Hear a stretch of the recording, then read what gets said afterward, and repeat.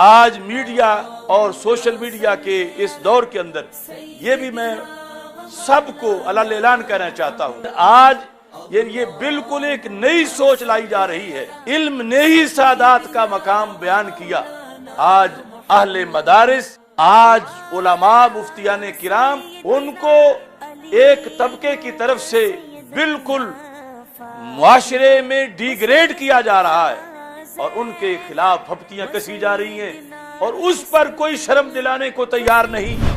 کسی صحابی پر تان کر بیٹھے یا پھر وہ خلافت میں ہی صحابہ کے اجماع کو ٹھکرا کر مولا علی رضی اللہ تعالی عنہ کی خلافت میں افضلیت کا قائل ہے، اب وہ تفضیلی نہیں ہے، اب وہ رافضی ہے، اور اس پر پھر نہ تعظیم باقی رہے گی اور نہ کچھ اور باقی رہے گا۔ کہ سید اگر بد مذہب بھی ہو جائے اس کی تعظیم نہیں جاتی جب تک بد مذہبی حد کفر تک نہ پہنچے۔ ہاں، بعد کفر سیادت ہی نہیں رہتی، پھر اس کی تعظیم حرام ہو جاتی ہے۔ رفض و خروج میں اگر سید گیا ہو ڈوب بچتا نہیں ہے، ایسے سید کا احتشام۔ سارے میرے ساتھ مل کے پڑھیں، یہ فقیر ذلیل بحمدہ تعالی حضرات سادات کرام کا ادنا غلام و خاک پا ہے۔ اللہ اکبر، اللہ اکبر، اللہ اکبر، لبیک لبیک لبیک یا رسول اللہ صلی اللہ علیہ وسلم۔ الحمدللہ رب العالمین والصلاة والسلام علی سید المرسلین خاتم الانبیاء و خاتم المعصومین وعلی آلہ و اصحابہ اجمعین، اما بعد فاعوذ باللہ من الشیطان الرجیم، بسم اللہ الرحمن الرحیم۔ قل لا اسألكم علیہ اجرا الا المودۃ فی القربى، صدق اللہ العظیم وصدق رسولہ النبی الکریم الامین۔ ان اللہ وملائکتہ یصلون علی النبی یا ایہا الذین آمنوا صلوا علیہ وسلموا تسلیما۔ الصلاۃ والسلام علیک یا سیدی یا رسول اللہ وعلی آلک واصحابک یا حبیب اللہ۔ الصلاۃ والسلام علیک یا سیدی یا خاتم النبیین وعلی آلک واصحابک یا اول النبیین و یا آخر النبیین۔ مولاي صل وسلم دائما ابدا على حبیبک خیر الخلق کلہم۔ اس بات میں نہیں ہے آصف کوئی کلام، اس بات میں نہیں ہے آصف کوئی کلام، انساب میں ہے سید کا سب سے بڑا مقام۔ اس بات میں نہیں ہے آصف کوئی کلام، انساب میں ہے سید کا سب سے بڑا مقام۔ خون رسول پاک سے جن کا بنا خمیر، صلی اللہ علیہ وسلم۔ خون رسول پاک سے جن کا بنا خمیر، شیر بطول سے ملا جن کو سبھی قوام۔ رفض و خروج میں اگر سید گیا ہو ڈوب بچتا نہیں ہے، ایسے سید کا احتشام۔ اللہ تبارک و تعالی جل جلالہ وعم نوالہ وتم برہانہ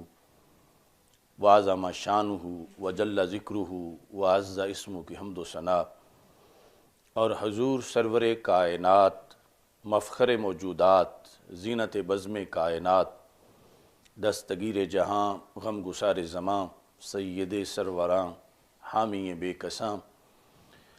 قائد المرسلین خاتم النبیین، احمد مجتبیٰ جناب محمد مصطفیٰ صلی اللہ علیہ وآلہ وصحابہ وبارک وسلم۔ کے دربار گوہربار میں ہدیہ درود و سلام عرض کرنے کے بعد السلام علیکم ورحمۃ اللہ وبرکاتہ۔ رب ذوالجلال کے فضل اور توفیق سے 31واں افکار رضا سیمینار اور عزت سعادات کانفرنس انعقاد پذیر ہے۔ قرآن مجید برہان رشید میں رب ذوالجلال نے سورہ شورى کے اندر فرمایا ہے قُلْ لَا أَسْأَلُكُمْ عَلَيْهِ أَجْرًا إِلَّا الْمَوَدَّةَ فِي الْقُرْبَى۔ اعلیٰ حضرت فاضل بریلوی رحمۃ اللہ علیہ کنز الایمان شریف میں اس کا ترجمہ یوں کرتے ہیں، تم فرماؤ میں اس پر تم سے کچھ اجرت نہیں مانگتا مگر قرابت کی محبت، مودت فی القربہ، کہ رسول پاک صلی اللہ علیہ وسلم کے جو قریبی ہیں، قرابت دار ہیں، ان کی محبت، خاندان رسول صلی اللہ علیہ وسلم، اہل بیت اطہار رضی اللہ تعالی عنہم۔ عزت سعادات ویسے تو بہت ہی تفصیلی مضمون ہے، آج ہم صرف اعلیٰ حضرت فاضل بریلوی رحمۃ اللہ علیہ کے جو افکار ہیں اس کی ایک قسط جو ہے، ایک حصہ اس سلسلے میں وہ پیش کرنا چاہتے ہیں۔ اور اس میں جس طرح کے کچھ لوگ آیات میں واردات کرتے ہیں، احادیث میں واردات کرتے ہیں، اس طرح ہی کچھ لوگ افکار رضا پیش کرنے میں بھی واردات کر رہے ہیں۔ اور چونکہ ہم صراط مستقیم والے ہیں، جب بھی کوئی افراط و تفریط کرتا ہے تو ہمارا کام سیدھا رستہ بتانا ہے، آگے اللہ توفیق دے تو کوئی چلے یا نہ چلے وہ ایک علیحدہ بات ہے۔ اعلیٰ حضرت فاضل بریلوی رحمۃ اللہ علیہ نے عزت سعادات کے لحاظ سے بہت تفصیل سے لکھا۔ یہ جتنی جلدیں اس وقت میرے سامنے موجود ہیں،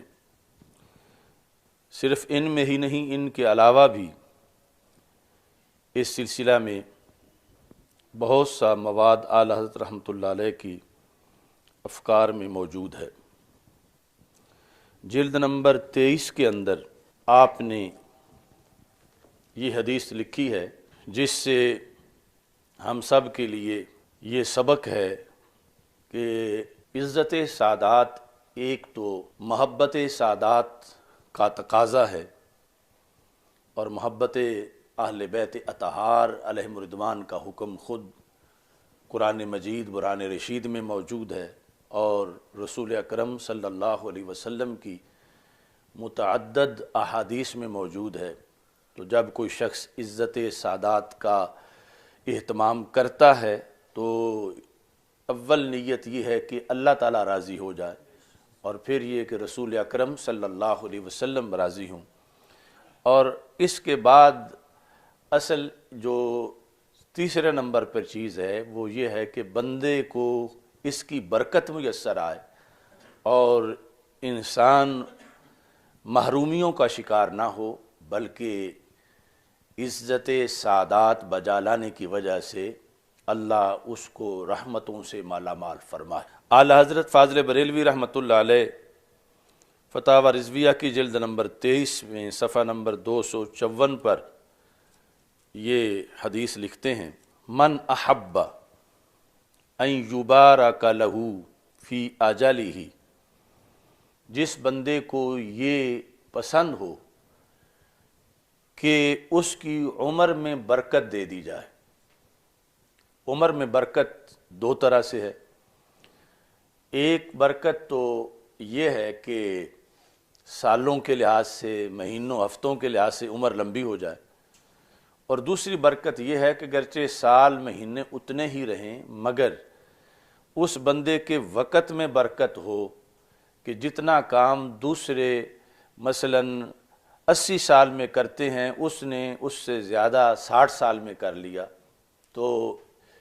برکت کا دوسرا مفہوم محدثین نے یہ بیان کیا ہے، اور دونوں ہی ممکن ہیں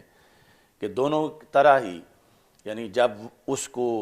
اب یہ شرط بیان ہو رہی ہے نا کہ جس کو یہ پسند ہے وہ کیا کرے، وہ آخر میں جا کر رسول اکرم صلی اللہ علیہ وسلم نے یہ ارشاد فرمایا ہے کہ فَلْيُخْلِفْنِي فِي أَهْلِي خِلَافَةً حَسَنَةً، کہ وہ میرے بعد میرے اہل بیت سے اچھا سلوک کرے، یہ جزا ہے۔